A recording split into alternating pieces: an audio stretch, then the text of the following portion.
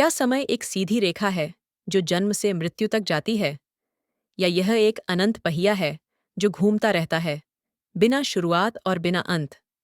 आज हम एक ऐसे प्राचीन ज्ञान की गहराइयों में उतरेंगे जो समय को केवल एक माप नहीं, बल्कि अस्तित्व का स्पंदन मानता है।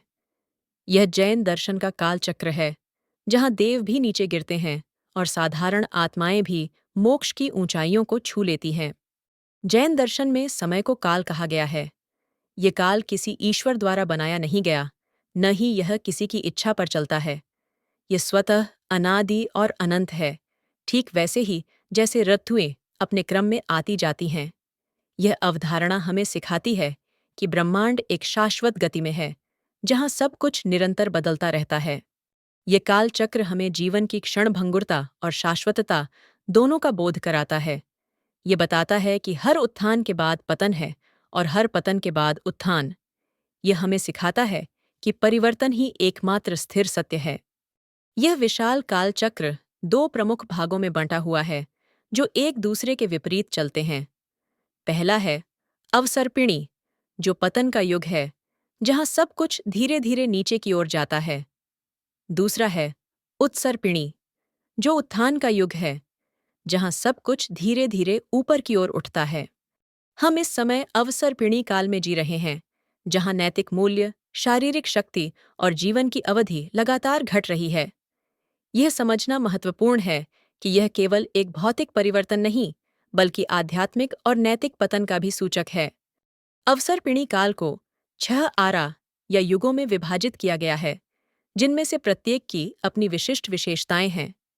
ये आरा हमें मानव सभ्यता के क्रमिक विकास और पतन की कहानी बताते हैं। ये हमें सिखाते हैं कि कैसे सुख से दुख और फिर दुख से सुख की ओर यात्रा होती है। यह विभाजन हमें जीवन के उतार चढ़ावों को समझने में मदद करता है। ये बताता है कि कोई भी स्थिति स्थायी नहीं है और हर युग अपने साथ नई चुनौतियां और अवसर लेकर आता है। ये युग कल्पना से भी परे अत्यंत सुख और शांति का समय था। मनुष्य विशालकाय होते थे, उनकी आयु लाखों वर्षों की होती थी। न कोई बीमारी थी, न कोई शोक, न कोई चिंता। कल्प वृक्ष नामक दिव्य वृक्ष हर इच्छा पूरी करते थे, जिससे किसी को कुछ भी पाने के लिए मेहनत नहीं करनी पड़ती थी। इस युग में लोग मेरा तेरा जैसे शब्द जानते ही नहीं थे, क्योंकि किसी भी चीज पर अधिकार जताने की जरूरत ही नहीं थी। यह एक ऐसा समय था जहां प्रकृति और मनुष्य पूर्ण सामंजस्य में रहते थे। यह युग हमें सिखाता है कि जब आवश्यकताएं न्यूनतम होती हैं, तो जीवन कितना सरल और आनंदमय हो सकता है। यह एक आदर्श स्थिति थी जहां स्वार्थ और लोभ का कोई स्थान नहीं था। पहले आरा जितना पूर्ण सुख तो नहीं था, लेकिन यह युग भी अत्यधिक सुखमय था। मनुष्य की आयु और शरीर का आकार थोड़ा कम हुआ, पर जीवन अब भी बहुत आरामदायक था। कल्प वृक्ष अभी भी मौजूद थे, लेकिन उनकी शक्ति थोड़ी कम हो गई थी। इस युग में थोड़ी बहुत मेहनत का जन्म हुआ, पर हिंसा और संघर्ष अभी भी अज्ञात थे। लोग शांति और सद्भाव में रहते थे, और प्रकृति अभी भी उदार थी। यह एक ऐसा संक्रमण काल था जहां पूर्णता थोड़ी कम हुई, पर जीवन की गुणवत्ता अभी भी बहुत ऊंची थी। यह युग हमें दिखाता है कि कैसे धीरे धीरे परिवर्तन आता है। सुख की मात्रा थोड़ी कम हुई, पर जीवन अभी भी संघर्ष मुक्त था।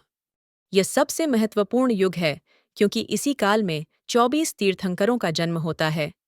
अश्वदेव से लेकर भगवान महावीर तक सभी ने इसी युग में जन्म लिया।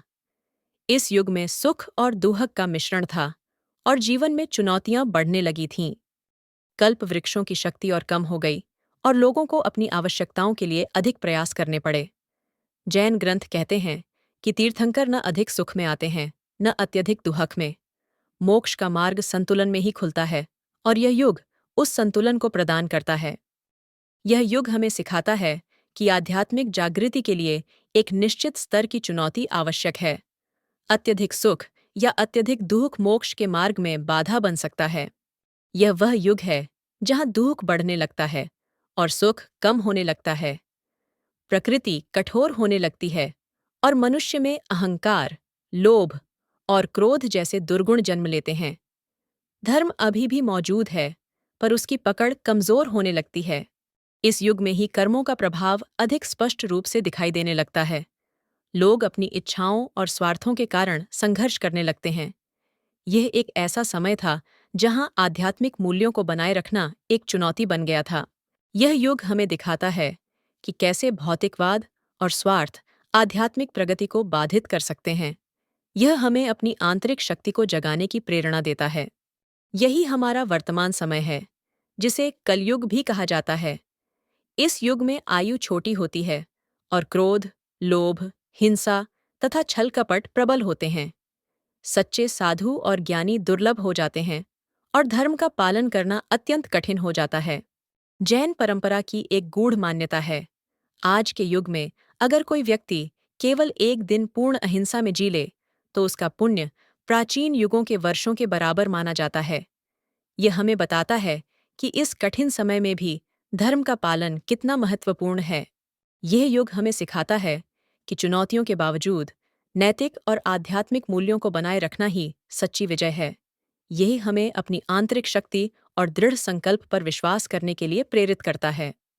यह सबसे अंधकारमय युग होगा, जहां धर्म लगभग लुप्त हो जाएगा, मनुष्य का जीवन अत्यंत कष्टमय होगा और ज्ञान की लौ बहुत क्षीण हो जाएगी। इस युग में नैतिक पतन अपनी चरम सीमा पर होगा और जीवन अत्यंत कठिन हो जाएगा। लेकिन याद रखिए, यह अंत नहीं है। जैन दर्शन में कोई स्थायी अंत नहीं होता। यह युग भी अपने समय पर समाप्त होगा और फिर से उत्थान का चक्र शुरू होगा। यह हमें आशा देता है कि कितना भी अंधकार क्यों न हो, प्रकाश की वापसी निश्चित है।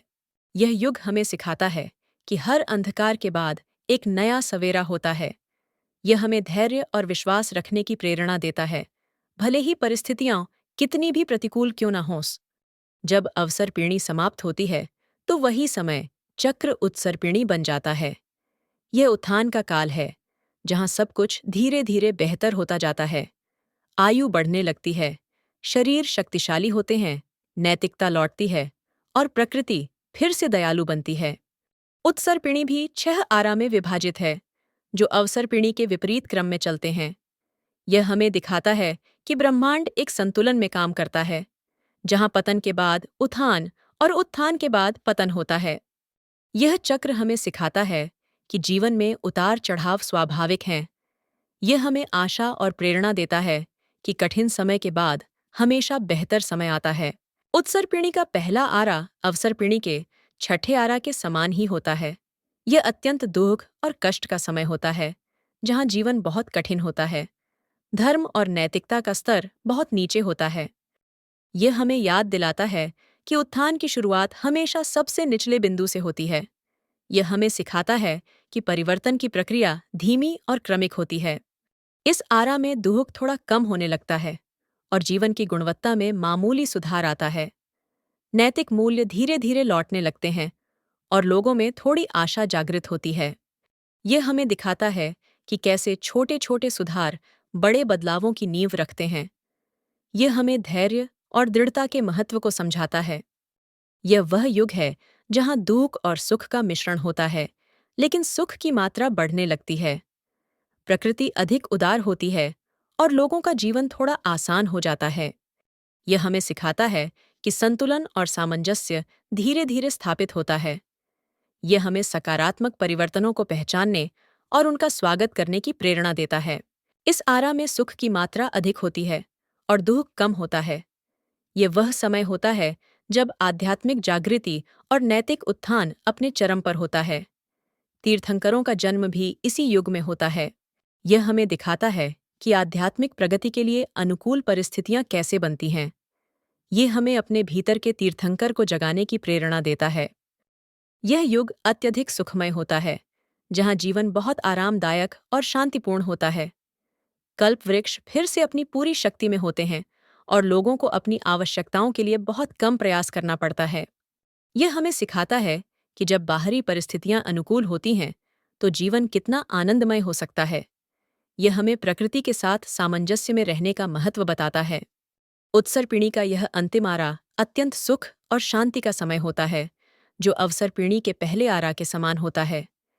यह एक आदर्श स्थिति होती है, जहां कोई दुख, चिंता या संघर्ष नहीं होता। यह हमें दिखाता है कि ब्रह्मांड एक पूर्ण चक्र में काम करता है, जहां हर अंत एक नई शुरुआत होती है। यह हमें शाश्वत आशा और अनंत संभावनाओं का संदेश देता है। जैन दर्शन का यह कालचक्र हमें केवल समय के बारे में नहीं बताता, ये हमें आत्मा की अनंत यात्रा के बारे में सिखाता है। कोई सृष्टि निर्माण नहीं होता, कोई महाप्रलय नहीं होती, केवल आत्माओं की निरंतर यात्रा होती है, जो कर्मों के अनुसार विभिन्न योनियों में भटकती हैं।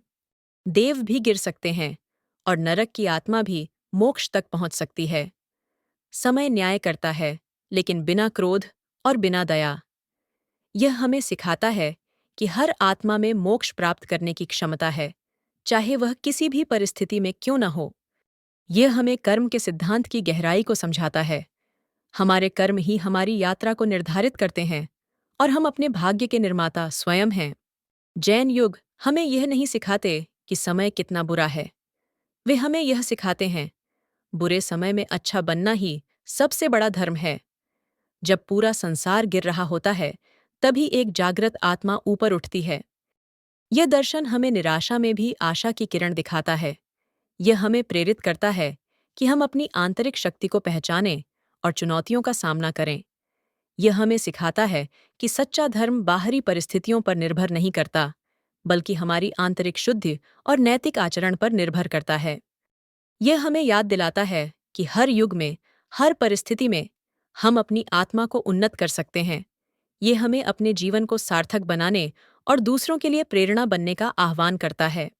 यह कालचक्र हमें सिखाता है कि हम कहाँ खड़े हैं और हमारी यात्रा कितनी लंबी है।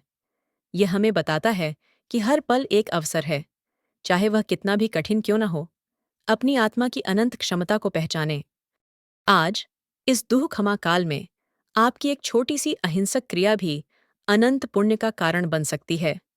तो उठिए, जागिए और अपने भीतर के तीर्थंकर को जगाइए।